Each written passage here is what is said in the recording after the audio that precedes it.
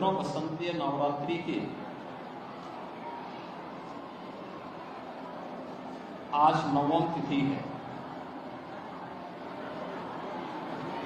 जगतजननी मां भगवती की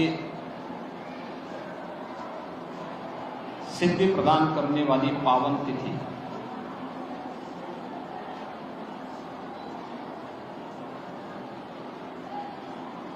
चैत्र शुक्ल प्रतिपदा से लेकर के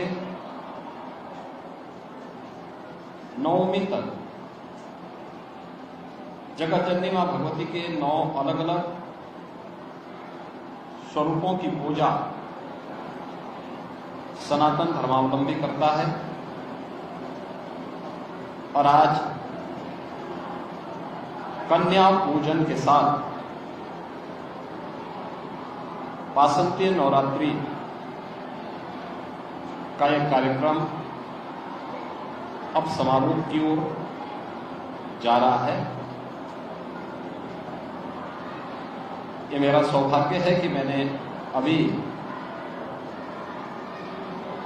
देवी स्वरूपा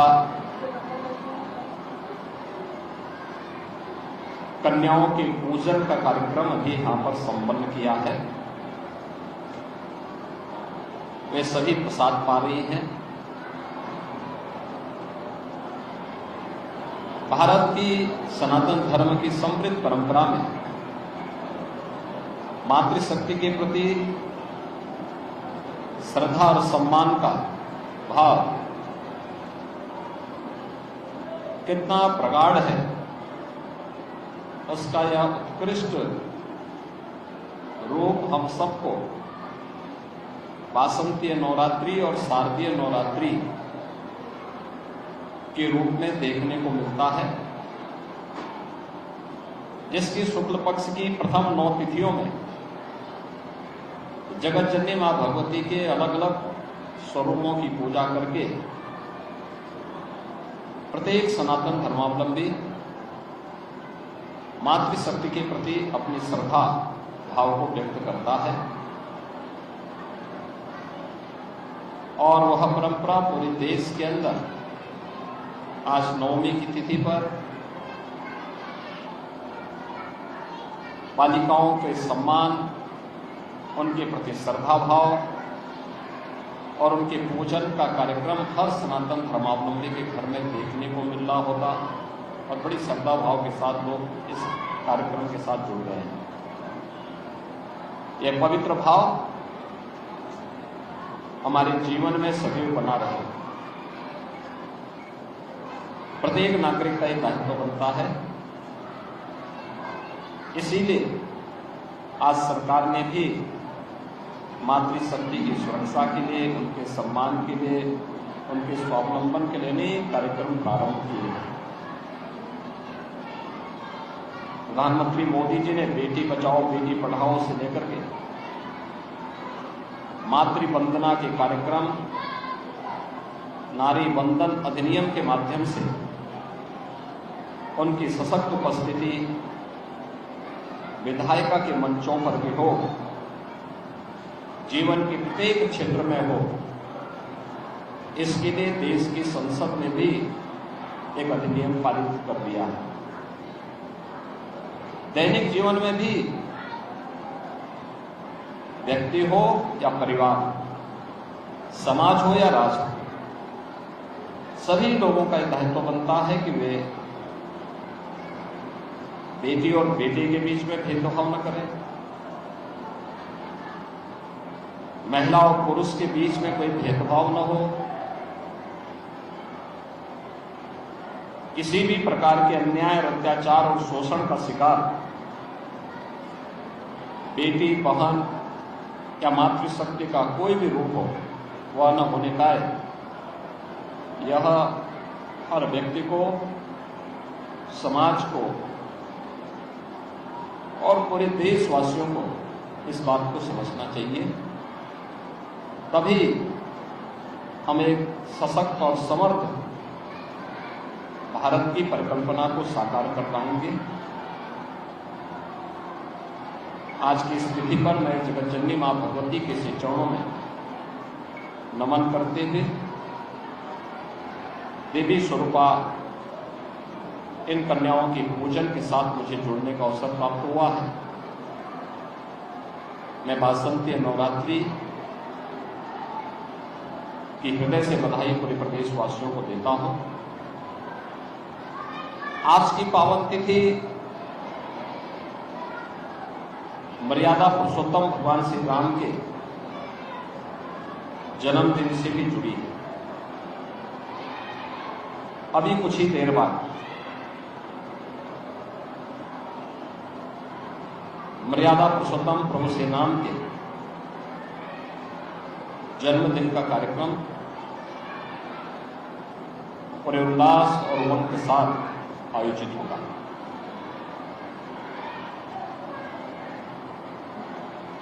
यहां पर कल से ही अखंड रामायण का पाठ चल रहा है। प्रदेश के हर देवालय में अखंड रामायण का पाठ कल से चल रहे हैं। अयोध्या धाम में भी उत्सव और उमंग का माहौल है। लाखों की संख्या में श्रद्धालुजन अयोध्या धाम प्रभु श्री राम लला के जन्मोत्सव में भाग लेने के लिए अयोध्या धाम पहुंचे हुए हैं।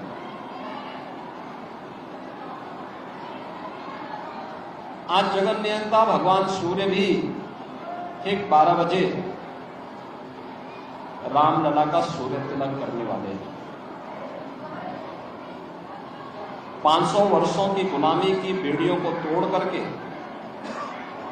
रामलला का फिर से अयोध्या धाम में प्रकटीकरण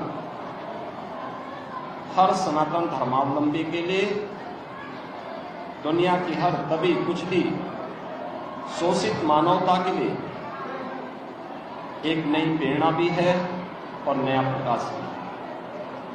रामनवमी की पावन तिथि पर प्रत्येक प्रदेशवासी को मैं हृदय से बधाई देता हूं। मर्यादा पुरुषोत्तम भगवान श्री राम हमें जीवन में एक मर्यादित आचरण करने, समाज को सम और विषम परिस्थितियों में धैर्य न खोकर चुनौतियों से जूझने के लिए उनका उच्च आदर्श हमें एक नई प्रेरणा प्रदान करता है। व्यक्तिगत जीवन हो या पारिवारिक जीवन, सार्वजनिक जीवन हो या राष्ट्रीय जीवन, सामाजिक रिश्ते हो या राष्ट्रीय रिश्ते, उनका निर्वहन कैसे होना चाहिए, मर्यादा पुरुषोत्तम प्रभु श्री राम का उच्च जीवन आदर्श हमें यह प्रेरणा प्रदान करता है। अभी 1 वर्ष पहले ही प्रधानमंत्री मोदी जी के कर कमलों से 22 जनवरी 2024 को अयोध्या धाम में 500 वर्षों का इंतजार करते हुए रामलला